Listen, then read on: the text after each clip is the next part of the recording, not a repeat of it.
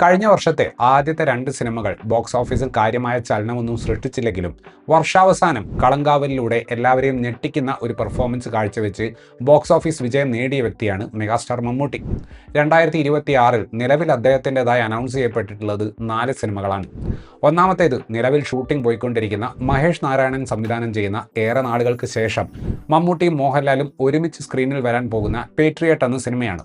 മമ്മൂക്കയുടെ ചികിത്സ കാരണം പ്രതീക്ഷിച്ചതിനേക്കാൾ സ്വല്പം മുന്നോട്ട് പോയ ഒരു പടമാണിത്.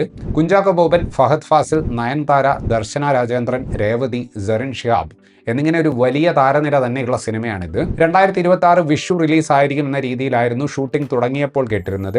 ആ സമയത്ത് തന്നെ സിനിമ കൊണ്ടുവരാൻ തന്നെയാണ് അണിയറ പ്രവർത്തകർ ശ്രമിക്കുന്നത്. പേട്രിയറ്റിന് ശേഷം മമ്മൂക്ക അഭിനയിക്കാൻ സാധ്യത അദ്ദേഹത്തിന്റെ നിർമ്മാണ കമ്പനി തന്നെ നിർമ്മിക്കുന്ന അടൂർ ഗോപാലകൃഷ്ണൻ ചിത്രത്തിലായിരിക്കുമെന്നാണ് അറിയാൻ സാധിച്ചത്.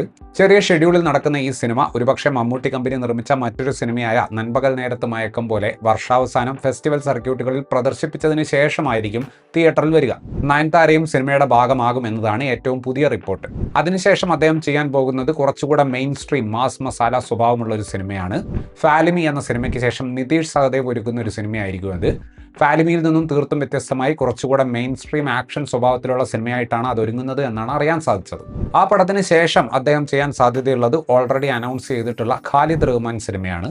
മാർക്കോ, കാട്ടാളൻ മുതലായ സിനിമകളുടെ നിർമ്മാതാവായിട്ടുള്ള ഷെരീഫ് മുഹമ്മദിന്റെ ക്യൂബ്സ് എന്റർടൈൻമെന്റ് ആണ് ഈ സിനിമ നിർമ്മിക്കുന്നത്. നസ്ലനും ലുക്മാനും ഈ സിനിമയിൽ ഉണ്ടാകുമെന്നാണ് അറിയാൻ സാധിച്ചത്. ജോജു ജോർജും ഒരുപക്ഷെ ഈ സിനിമയുടെ ഭാഗമാകും എന്ന് കേൾക്കുന്നുണ്ട്.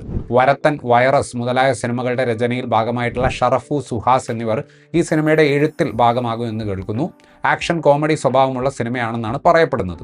ഇത്രയുമാണ് പ്രഖ്യാപിക്കപ്പെട്ടിട്ടുള്ള മമ്മൂട്ടി സിനിമകൾ. ഇതിനോടൊപ്പം റോഷൻ മാത്യു, അർജുൻ അശോകൻ, വിശാഖ് നായർ എന്നിവരൊക്കെ കേന്ദ്ര കഥാപാത്രങ്ങളെ അവതരിപ്പിക്കുന്ന ചത്ത പച്ച എന്ന റെസ്ലിംഗ് ബേസ്ഡ് സിനിമയിൽ അതിഥി താരമായിട്ട് അദ്ദേഹം വരുന്നുണ്ട്.